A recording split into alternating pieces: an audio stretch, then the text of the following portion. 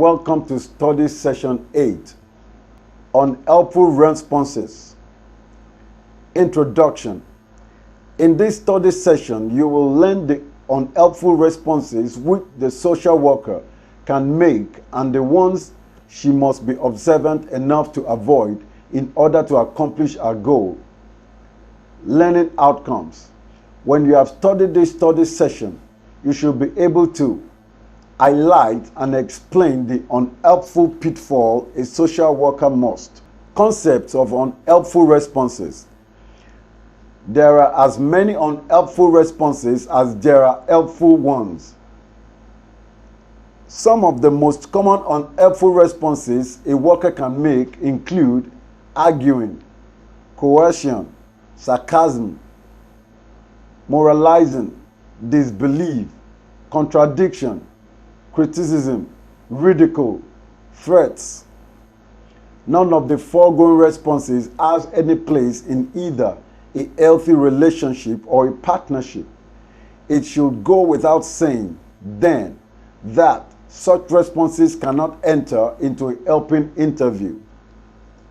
There are other unhelpful pitfalls which a worker must be ever alert to avoid if he is to be helpful. Among them are the following. 1. Steering or prompting. The worker who leads the client into a position she really doesn't own is not being very helpful. The result will be that the client feels steamrollered, not helped.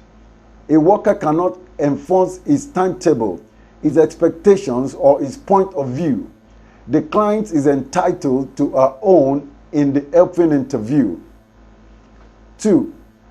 Professionalities. The worker who likes to give the impression that he is all-knowing and close to infallible is not only dishonest but unhelpful. No one has all the answers. A good helping person will readily admit when he doesn't know something and will also be quick to admit when he is wrong.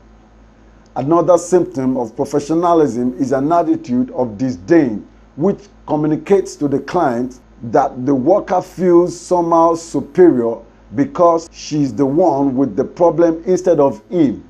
Obviously, such an attitude is totally contradictory to helpfulness. 3. Rambling. Although the beginning of an interview may need time for icebreakers or small talk, too much meaningless and undirected discussion will only dilute the effectiveness of the helping relationship and waste everybody's time. The client has come to discuss a problem and is entitled to expect the worker to stick to business. 4. Laughing at rather than with a client.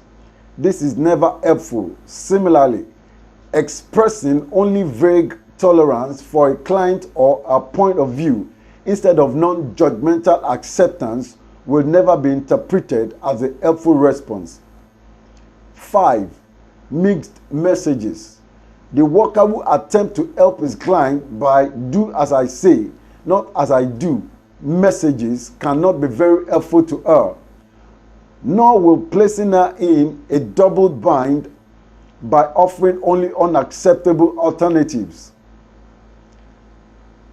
6. Taking sides. Although it is understandable that it may be a worker's natural inclination to take a client's side, it should be cautioned not to do this overtly.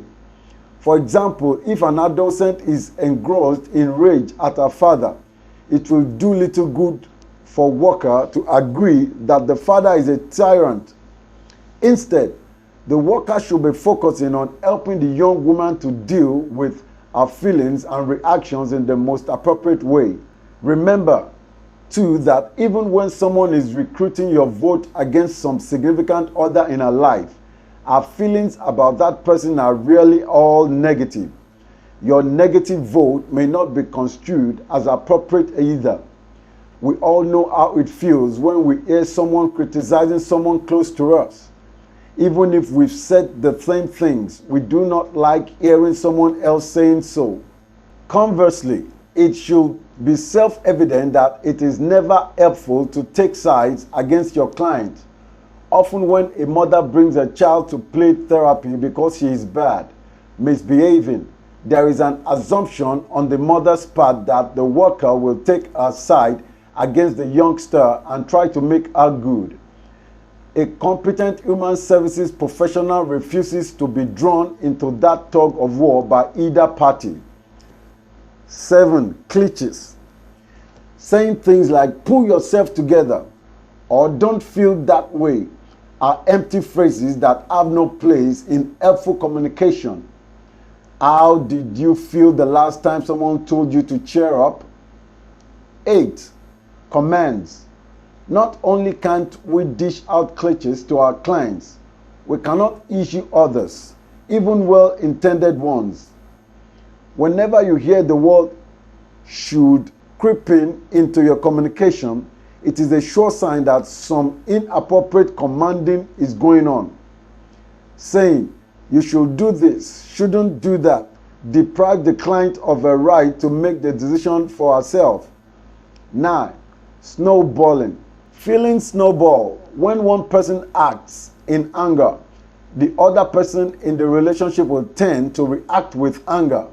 It is never helpful to react in kind to an angry client. A worker should be equipped with other responses to diffuse the anger instead of letting it control his interaction with his client. 10. Waking sleeping dogs. It is never appropriate for a worker to try to uncover every problem in a person's life or personality. Some sleeping dogs should be left alone. To wake them all would be overwhelming to both client and worker, and therefore decidedly unhelpful. Study session summary. In this study session, we discuss the unhelpful responses which the social worker must always take cognizance of in the helping process. End of study session 8. Thank you for listening.